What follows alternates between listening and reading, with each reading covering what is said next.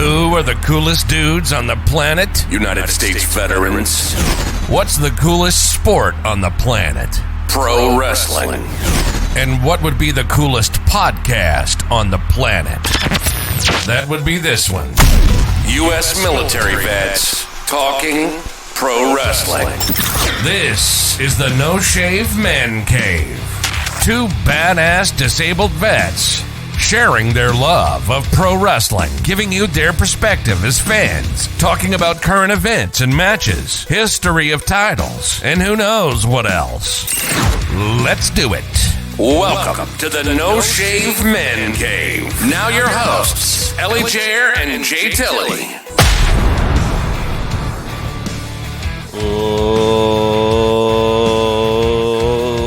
Ladies and gentlemen, boys and girls, children of all ages, wrestling fans and sports entertainment fans, welcome to the No Shave Man Cave.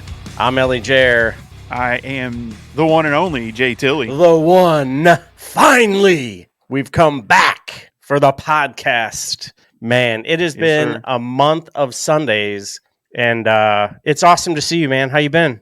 I'm good, man. We're getting through. Yeah. We'll see how this show goes and what how we end up going. But it has been a while, man, and it's good to talk. I know we're trying to get back on a normal schedule, but as we go through this show, hopefully our fans will understand what we're going through, and specifically you're going through. I say we. No, man, we're a tag team. Ride, but we're tag team, but we'll keep pushing through, and ideally, I know we say this every time we go, we're getting back on a schedule Tuesdays and Thursdays. The plan was this Tuesday and Thursday, and I forgot about Halloween and took the kids out trick-or-treating, so that one was on me. Trick-or-treat. But we really will try to at least get one show a week out, preferably 2, hopefully 3 or 4 if we can some, but absolutely at least one a week, which will be interesting because the wrestling world right now is a little rough, in my opinion.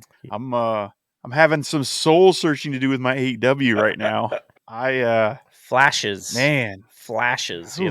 Well, and the thing is, it's flashes of what used to be, and I miss what used to be. Yeah. So, like watching this last Wednesday, I felt like I was watching a WWE Raw more than I was watching an AEW show, and it's a shame because it was supposed to be the alternative. And then you get the news today that they hired Ric Flair to a multi-year contract, and I was like, how are you going to go out and bash, the things that Vince McMahon allegedly did, and then you go and hire someone like Ric Flair who also had a bunch of alleged. I don't know. Yeah. It's rough. It was a little soul crushing to see that. I mean, I'd rather seen a multi-year deal with some new up and comer, but I really am getting flashbacks to WCW before it crumbled. I was going to say that, and that's scary, man. Yeah, it's not what I want to see happening. Not at all. And I was telling you a little bit earlier. So Jay Tilley, myself, a couple other folks from work, we're all going to get together and watch Crown Jewel. So I was like, I want Triple B, baby. What's that? Triple B. Yeah. Bourbon, barbecue, and body slams. Yeah. So I got a couple of bourbons, actually 3 I've never had before. So we'll cork those and kind of have fun with it. Drop that on TikTok or whatever. So I go in and I'm in the liquor area of the store, and I was wearing my AEW sweatshirt, and the girl goes, "Oh, you like wrestling?" And she had this European accent, whatever. Next thing you know, we're sitting there talking about WCW. Mm-hmm. And she's like, "Oh, I lived in Atlanta when I came to the States." I was like, "Oh my God, that's, Ric Flair country, blah, blah, blah." She's like, "Oh yeah, him and his woo." But she said it just like that. And I was like, yeah, So she talked about a few other people. I go walking out, I get to my truck. As I reach for the door, my phone goes, zzz, zzz. I look and it says, AEW has signed Ric Flair. I'm like, we were just talking about WCW, the company that used to be, and now here we are kind of reliving. And not that Sting hasn't done great and, definitely worth the money. But I don't think he was ever the problem at WCW. No. And now here we are, like you said, like, oh, come on, we're better. AEW was better than this. And, the 4 pillars and, all the great things that they're doing. And not that Saraya isn't wonderful, not that freaking Moxley is killing it. Jericho's the Ocho. I think that's way different. But then you bring in Ric Flair and you're just like, wah, wah. So I can see I can see some of the benefits to bringing him in, right? I mean, he is a wrestling genius and legacy in mind. As long as they keep him off screen, Right. and like I do not want to see Sting's Oh retirement my match God. being against Ric Flair, Don't even right? put Like, that out in the ethers. Oh, well, I mean, that's one of no. the rumors I heard, and then I heard that he wants it to go against MJF. Like, no, like No. I don't want to see him in the ring. I don't want to see him on air. No. Uh, if anything, keep it quiet. Let this blow over, and keep him backstage to be that voice to talk about. Because some of these young guys, man, that's an amazing Yeah. wealth of knowledge to talk to. I mean, he really was one of the greatest ever. So I could see the appeal of having him in your backstage, and you know, he's not disruptive by all accounts like CM Punk was, or you know, now you got Adam Copeland too. So there's definitely some old heads, as they like to say, back in the backstage. I'm worried. You know, you said flashes, and it's interesting because I saw flashes of old AEW, but I'm seeing those more flashes than what I'm accustomed to seeing. Yeah.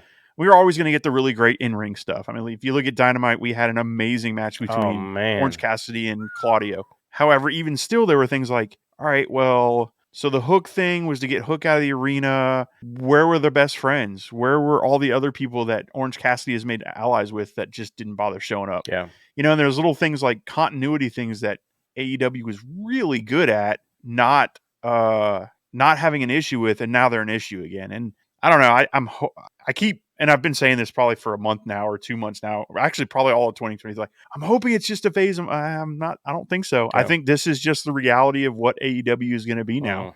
It's going to be really good matches, and parts of it are going to be the AEW we loved, which is like the melodrama, you know, the Bucks coming backstage, like, why is he in here, and that kind of stuff. But I think more and more we're going to see this kind of sports entertainment thing. And then I thought I saw something today on one of the news outlets that the Warner Brothers deal with AEW, they haven't come to an agreement yet because they can't meet somewhere. So I'm curious. Now I'm going to have to look that up. But yeah, I heard something. I thought I saw that today on Twitter. Now, it's Twitter. Who knows if it was true or not. But I thought I saw something like there was issues with the Warner Brother deal that they hadn't come to terms yet, like had planned. Yeah, I saw something too where they're going to come out with a AEW Plus. And I was like, okay, well, they have the Ring of Honor thing, and maybe they'll figure some way to do like a dual package where, you know, you can get both for one price or whatever. But yeah, you know, we talk about flashes, and, you know, we used to come on and I'd harp on the commercial, or we'd talk about the refereeing, and there's so many other things now. And our show was always based on the 22nd of every month, we are going to shout out our, you know, brothers and sisters in arms. We're going to talk about it's all right to be, you know, it's okay to not be okay, and positivity, right?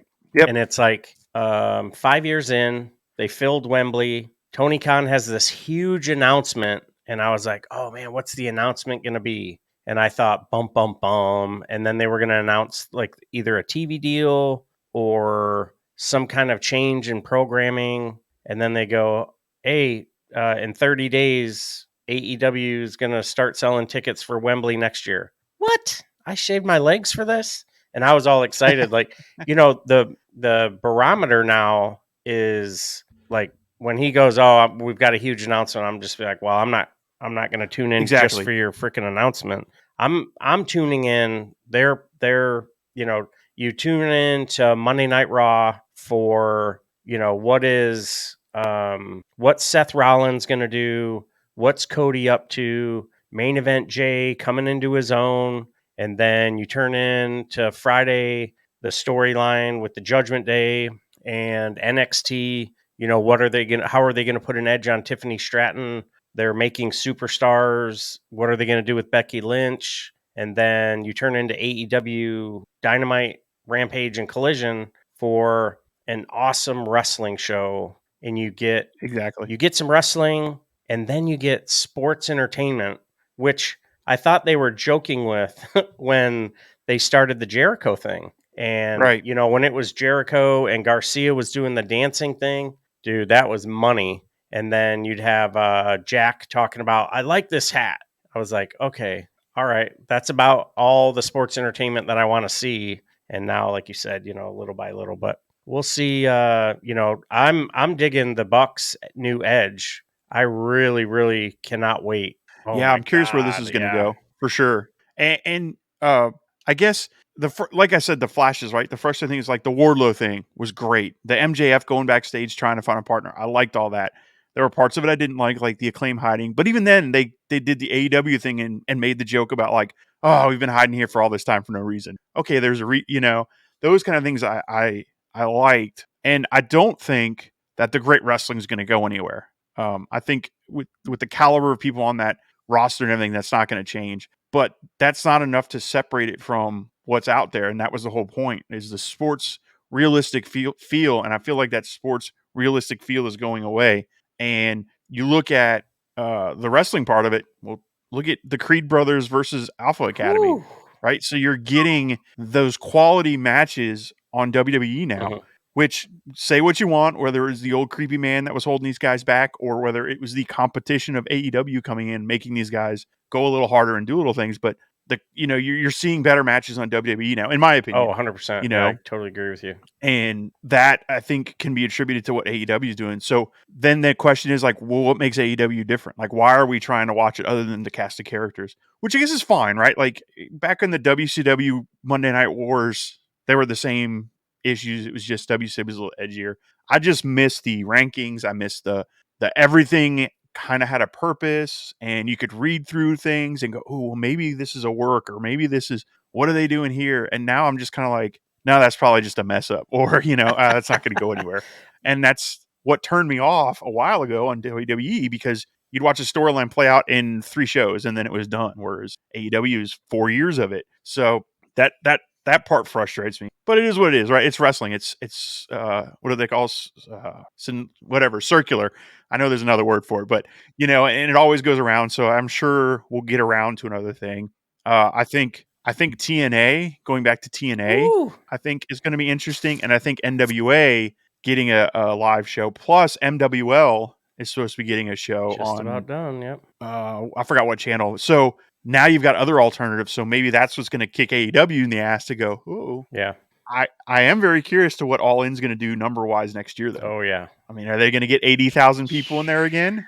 I like the quality, and that was my first 5 beard event that I've been witnessed and everything, and it just, man, and like you said, the wrestling is outstanding. The character work from MJF, the evolution of the Bucks, the what's Kenny Omega gonna do, the Ocho walking around, the Don Callis family. You're getting all that good stuff. So yeah, it's we kind of talked about how we were part of the record breaking when we bought tickets to WrestleMania, and we were in the audience for the first Forbidden Door event, and this Wembley thing is absolutely on my bucket list. And I need to get my passport. Yeah.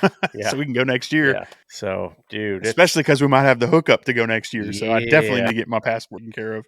It's funny, as we're talking through it, right? Like, I look at like the Young Bucks and the Omega and Wardlow and things throughout the show, and I'm like, I really probably could have enjoyed that. Like, so maybe it's not necessarily the product has changed, but maybe it's just a funk right now with wrestling in general. Because even like watching Raw and all that, I end up, which I always kind of fast forward through some of it, but even more so than normal. But now I'm starting to find myself doing that with Collision, with Dynamite, not even turning it on for Rampage unless I hear, oh, you really have to see this. Oh, turn it on. So, and it could just be, outside life influences kind of affecting that. And I think we talked about it last time we were together about how I've been going back to some of the old Ring of Honor and New Japan stuff. A bit of a lull. But it is what it is, wrestling. So that's true. I feel like you always kind of go through these ups and downs, and right now we're just kind of on a slope. And I think it'll turn. Yeah, and it's the time of year we're getting into the holidays. For you and I, it's about to be peak season, which means we're not gonna have much time to do much anyways. So so there are outside contributors that are probably affecting my view on it. But at the same time, I still watched that show last night and was just like, okay. I mean, I loved parts of it. I loved MJF. I'm terrified MJF is leaving in January and not going to re-sign. So you notice he wasn't on the poster for All In next year. Yeah, I think I could be a work. Yeah, but again, old AEW, yes. New AEW, I have no idea. So we back up a couple of months, or a few months, I guess. So we got a little bit of a hangover from All In and All Out. And then, there's a lot of questions. Why do you bookend, not that you blew your wad with All In, but let that breathe for a little bit. You don't have to go back to back, right? And then, okay, so it's kind of like the Super Bowl hangover for the team that either won it or didn't. Whoever was in the Super Bowl, sometimes it's hard, unless you're the Patriots or Tom Brady, whatever, to get back to the Super Bowl numerous times. And then you had some pretty significant injuries. And, Mox was probably going to be like a focal point. And you're like, oh man, there's the pivot point for probably 30% of the booking for the next, 3-4 months, whatever. And Punk. And then you've got the Punk gets fired. The Punk bullshit. You still haven't seen Jungle Boy or Jungle Jack or whatever. You still haven't seen him. And, I feel like Ring of Honor is kind of floundering, even though you have Eddie as your champion, and he's on these indie shows walking to the ring without the title. And it was, I don't know, it was strange. Speaking of indie, did you see Ronda Rousey showed up? I did. At a with some AEW alum. Yeah, with Maria Shavir and stuff. Yeah. And then you mentioned interesting on that one. Yeah. And then you mentioned MLW. They have old Mr. Hammerstone. He requested his release. Hammerstone is like, he'd be the equivalent of MJF for MLW. Homegrown, built, cultivated. He went on Busted Open during the pandemic, and there was Get Yourself Over Monday. And he came on and he cut it up. And he became, he was the middleweight champion or whatever, and then became the world champion. And then you had one of the Anoy family members, Lance. He got his release from MLW, and there's another family member who's in the midst of negotiating his release from MLW. So now you could be looking at the expansion or the growth of the bloodline, and WWE doing some good stuff, and Brian Pillman Jr. is over there. Alexis. Yeah, he's going by King or something. Different name now, right? Yeah. And the names are a play on, one is his mom's name. So I think he goes by Alex, and his mom's name was Alexis, and then the last name is the last name of his sister or somebody. So it's okay. That's the symbolism of the name. So a lot of really cool stuff going on, and there's like constant change. So I'm hoping, kind of like all this to say, I'm hoping that AEW will get back on track, like what they looked like they were going to do with Mox going back after Orange Cassidy. He gets the international championship. It comes between him and Claudio is what I think will kind of happen. But then you don't know necessarily what's going to happen with the Blackpool Combat Club, because Brian is going to be out a while. Busted orbital bone, and there was something like some kind of sinus something. Yeah. So he's requiring surgery. Yeah, speedy recovery to him. And I know he wants to go out on his shield. He doesn't want to go out like this. So kudos to him, and everything he's already given to the industry. Thoughts and prayers go out to him and in his face. Yeah. I hope he's back. That promo Mox cut on Wednesday night was back to Mox. Fire.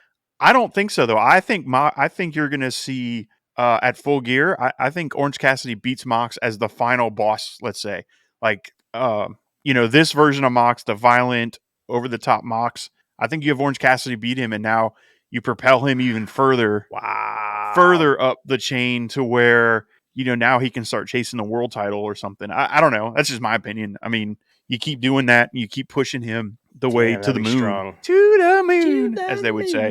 That in WWE, I like that, and it makes Orange, and it makes the international championship too. I mean, that serves two masters right there. That would be that'd be interesting. The self-servient thing and like the immediate return would be Mox wins the title. Shock and awe. He's the champion. He walks around, I can't believe. And then he goes back against Phoenix when Phoenix can come back. So it's like back-to-back injuries and stuff. So, it's something else. And then you'll get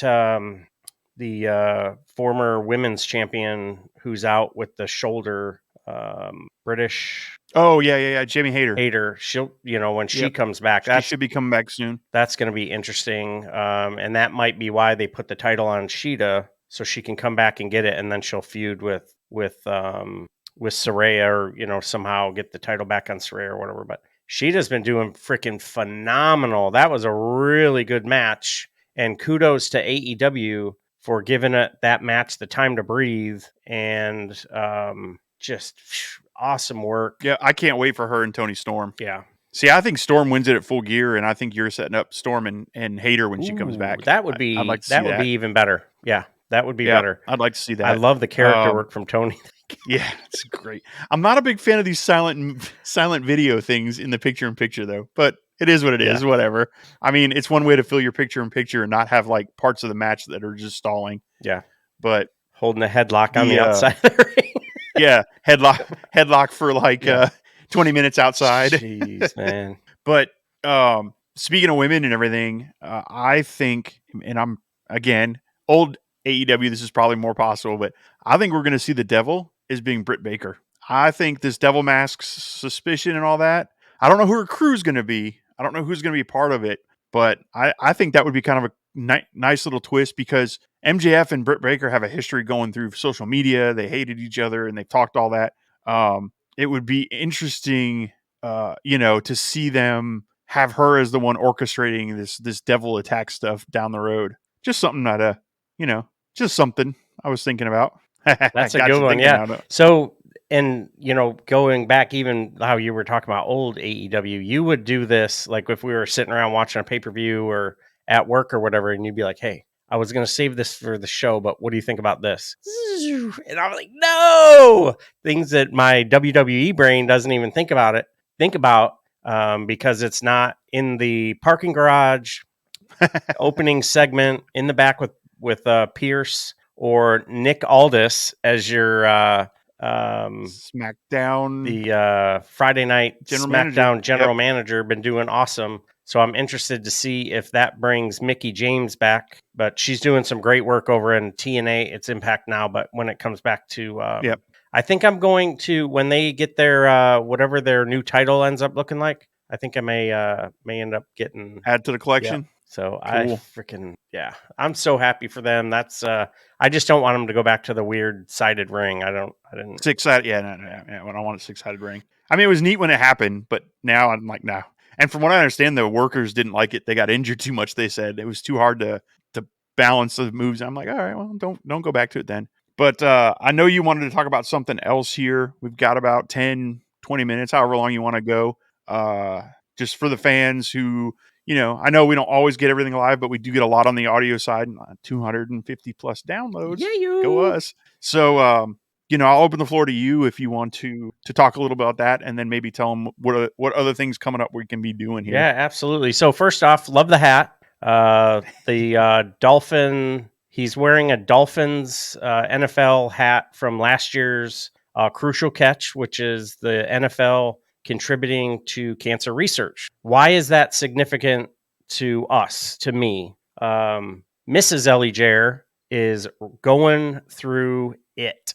Had pancreatic cancer. The doctor got all of the cancer from the pancreas. Edges were good. Scans came back clean. Boom, bada bing. We just recently came back from another scan just with the update. And this has been about 4.5 months, 5 months. And unfortunately, the cancer has spread. And as it stands now, it is not operable. And obviously, it breaks your heart. It's a absolute soul punch. Like, you can't even imagine. And I pray for everyone who's going through it. I want you to know, I'm here. We're here. To talk to you, to hear you.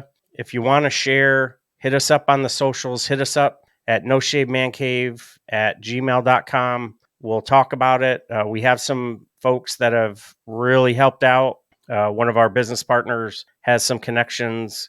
We've sent messages back and forth. The company I work for has been freaking phenomenal. Kudos to them. And like all the way up to the president of the company is like freaking awesome. So where we are, we have a big interview coming up at the Mayo Clinic to get, Tiffany has been accepted for the initial interview appointment to begin part of a phase 3 trial, which, in grand scheme of things, that's freaking phenomenal. And, appreciate whoever talks to their, version of who they pray to and who they think of. Appreciate all the positive vibes you may or may not kick our way. And, we're going to start sort of chronicling what we're going through. And it's so different because normally it's the woman talking about her husband, her boyfriend, left this earth, crossed over, left them with children, left them with all this stuff, and now they're trying to put their lives back together again. And it's going to be, depending on what happens, and I'm, fingers crossed, I'm praying that we're going to still have a long run, but this is sort of not uncharted. Obviously, cancer sucks for everybody. Yeah, so cancer sucks for everybody. So I just want to kind of go through and talk about the highs and the lows, the successes, and capture any resources that I may come across, whether it's in Florida with this Mayo Clinic, Minnesota with that Mayo Clinic, Moffitt in Tampa. We also have an appointment there. And then there's a couple other cancer resources and centers that we're going to, make the trip to. So, I don't want to be the guy that walks into a room or comes on the show and goes, hey, let's make it weird. I won't ever do that. That's just not my style and not Tiffany's style. The first thing she thought of was not herself. The first thing I think of is not myself. And, again, like I said, everybody who's going through this, it sucks. And, there's no other way to candy coat it. And I can talk about it now, but, every now and then it'll hit me. And, Jay Tilley was there the day I found out the initial prognosis or the initial diagnosis. And then when we found out it spread, you were the first person, that I felt safe with to let it flow. And, if whatever your venting mechanism is, let it be healthy, let it be productive, and always remember that it isn't about you when you're a caregiver. And, you got to take care of yourself because otherwise you're not going to be able to take care of them. So I just come to you with an open heart and, don't drown your sorrows in, illicit substances. And I'm a drinker. I will tell you right off the jump, that is, the last thing that I'm going to be doing. So appreciate the time and the space. And, you as my, tag team partner, shit hot, man. We're going to make it. We're going to get through, kick some ass, take some names. And I'm really looking forward to this journey because I think, there's going to be a lot of good stuff is going to come out of this. And I really appreciate it, dude. Oh, of course, man. We're going to go through some ups and downs, I'm sure. And that's one of the reasons the schedule might be a little erratic, but we will do our best to make sure we are recording. And as far as the journey and your idea for that, we can even set it up for once every 2 weeks or something, however you want to do it, so that if the people that are listening don't want to, not to bash on, they don't want to hear that part. They just want to hear the wrestling stuff, man. They'll know separately. Just kind of like our mental health show, right? Yeah. Like I'm sure not everybody turns into our mental health show on the 22nd every month. So, we can incorporate the same thing. Like, hey guys, this is we'll come up with some cool wrestling name for that show, but we'll work through it with the ups and downs, man. So, I'm here to support you. I'm sure we've got tons of, family out there in the No Shave Man Cave that'll support you. But, yeah, we're here to go through it all day. So thanks, man. I really appreciate it. That's good stuff. Yeah. And we'll work some stuff out and, we'll work this around your schedule. I'll try to start updating Twitter maybe a little bit more with our schedule. Maybe I'll start a Discord and people can join us there. Yeah. I'm trying to think of ways that we can kind of put our schedule out so people know, hey, they're not recording today, but hey, they are going to try to get a show out. But we'll work that through whatever we can get. Yeah, so. I'll do a little better on like TikTok and Threads, and still waiting for Blue Sky. Hey, we only got almost 300,000 downloads. It's, not for nothing. Come on, man. Yeah. Shoo. Hey, so real quick, want to shout out IWC 2.0, who's been chatting with me back and forth on the YouTube chat. Been a supporter of ours for a while. Has been liking our videos. He's one of our first on our YouTube ground level because we are just getting started. So shout out to him. Thanks for following us. Thanks for chatting, and we appreciate support. Spread the word if you can. We're trying to grow on YouTube to get more people to watch us and check us out. Hell yeah. That being said, anybody else out there that wants to check us out, you can check out the audio version of the podcast wherever you get your podcast from. No Shave Man Cave, Apple, Spotify. I think Google Podcast is still a thing, but it's going away. So anyway, I know YouTube's got it now. But like I said, anywhere you get your podcast, we are out there. Check us out, No Shave Man Cave. Follow us on YouTube and on Rumble. We go live. Well, I can't say that. We're going to go live at least once a week on YouTube and Rumble. We'll try to make sure everybody's updated with those schedules. And don't forget to like, share, subscribe, hit the notification button so you know when we're going live. That might be one of the best ways to do it, especially with what we got going on. You'll kind of get a heads up when I schedule these up. Appreciate everybody listening, man. It's your turn. Hot tag. Baby. Bump and feed to our brothers and sisters in arms. We love you. Keep doing what you do. Much love to our fellow cancer patient, survivor, caregivers. We love you. We're here for you. And don't stop believing. That's what it's all about. Positivity. And as always, we love you. Thank you so much for supporting the No Shave Man Cave. Until next time, take care of yourselves, take care of each other, and we'll see you on the floor.